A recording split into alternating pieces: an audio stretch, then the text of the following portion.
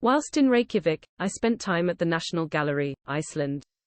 The main exhibition was that of a South African visual activist whose pronouns are they, them, theirs. Zanele Muholi's work tells the stories of Black LGBTQIA+ lives in South Africa. Muholi's photography raises awareness of injustices and aims to educate while creating positive visual histories for under- and misrepresented communities. Muholi also turns the camera on him, herself, making self-portraits that address race, history and representation.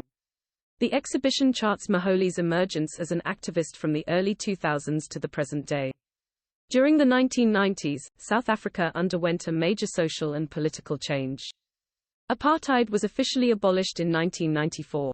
This was a political and social system of racial segregation underpinned by the white minority rule. The regime actively oppressed anyone who was not classified as white. Apartheid continued the segregation that had begun under the Dutch and British colonial regimes in the late 19th century. The apartheid regime also upheld injustice and discrimination based on gender and sexuality.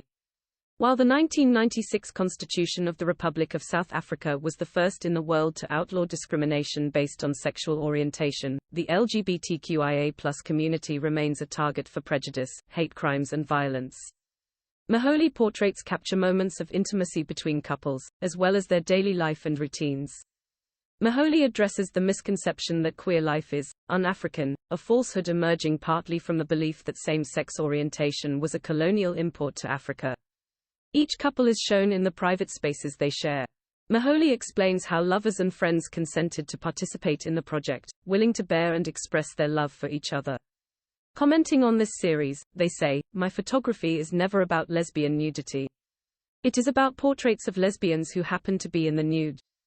This series dismantles the white patriarchal gaze and rejects negative or heteronormative images familiar in political and social systems that uphold heterosexuality as the norm or default sexual orientation.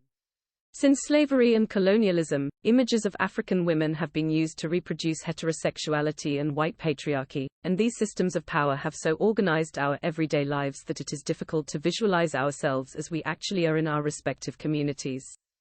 Moreover, the images we see rely on binaries that were long prescribed for us: heterosexual, homosexual, male, female, African, un-African. From birth on, we are taught to internalize their existences, sometimes forgetting that if bodies are connecting, the sensuousness goes beyond simplistic understandings of gender and sexuality.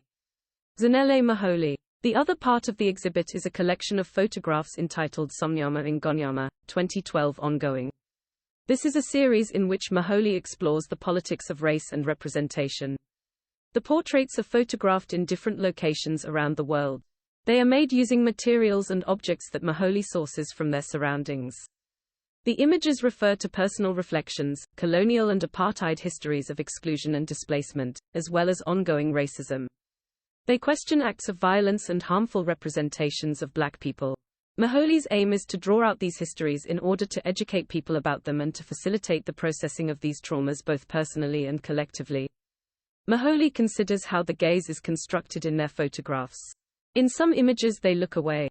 In others they stare the camera down, asking what it means for a Black person to look back. When exhibited together, the viewer is surrounded by a network of gazes. Muholi increases the contrast of the images in this series, which has the effect of darkening their skin tone. I'm reclaiming blackness, which I feel is continuously performed by the privileged other. The titles of the works in the series remain in isiZulu, Muholi's first language. This is part of their activism, taking ownership of and pride in their language and identity. It encourages a Western audience to understand and pronounce the names. This critiques what happened during colonialism and apartheid. Then, Black people were often given English names by their employers or teachers who refused to remember or pronounce their real names. Brave Beauties, 2014 ongoing, is a series of portraits of trans women, gender non-conforming and non-binary people. Many of them are also beauty pageant contestants. Queer beauty pageants offer a space of resistance within the Black LGBTQIA+ community in South Africa. They are a place where individuals can realize and express their beauty outside heteronormative and white supremacist cultures. Muholi has commented that these participants enter beauty pageants to change mindsets in the communities they live in, the same communities where they are most likely to be harassed, or worse. Fashion magazine covers also inspire this series. Muholi has questioned whether South Africa, as a democratic country, would have an image of a trans woman on the magazine cover. These images aim to challenge queerphobic and transphobic stereotypes and stigmas. As with all of Muholi's images, the portraits are created through a collaborative process. Muholi and the participant determine the location, clothing and pose together, focusing on producing empowering images for both the participant and the audience.